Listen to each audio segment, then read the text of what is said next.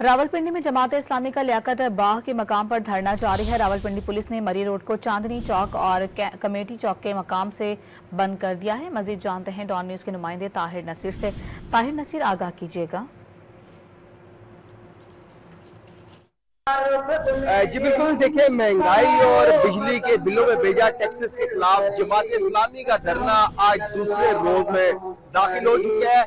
कल यहाँ पे जमात इस्लामी के कारकुनान बड़ी तादाद में जोक दर जोक इस धरने में शरीक होते रहे। इस वक्त भी मैं लियाकत बाग के मकाम के ऊपर मौजूद हूँ। मेरे अकब में आप देख सकते हैं कि जमात इस्लामी के कारकुनान बड़ी तादाद में यहाँ पे मौजूद हैं। रात को यहाँ पे अमीर जमात इस्लामी हाफिज नईम ने खिताब भी किया था और उस दौरान ये मुतालबा किया था कि जब तक जमात इस्लामी के गिरफ्तार कारकुनान को रिहा नहीं किया जाता और जो मुतालबात है वो तस्लीम नहीं किए जाते, एहतजाजी धरना जारी रहेगा। आज यहाँ पे सुबह 8:30 बजे इज्तिमाई नाश्ता भी है और जो जमात इस्लामी की क़यादत है कुछ ही देर बाद वो भी यहाँ पे पहुंच जाएगी और बताया जा रहा है कि 11:30 बजे हाफिज नईम दोबारा यहाँ पे प्रेस कॉन्फ्रेंस से खिताब करेंगे। जबकि रात को जो मुतालबात रखे गए थे उसमें मुतालबा ये था कि जो कारकुनान है उनको रिहा किया जाए, क्योंकि रावलपिंडी पुलिस ने फैजाबाद के मकाम को मुकम्मल तौर पर सील किया गया था।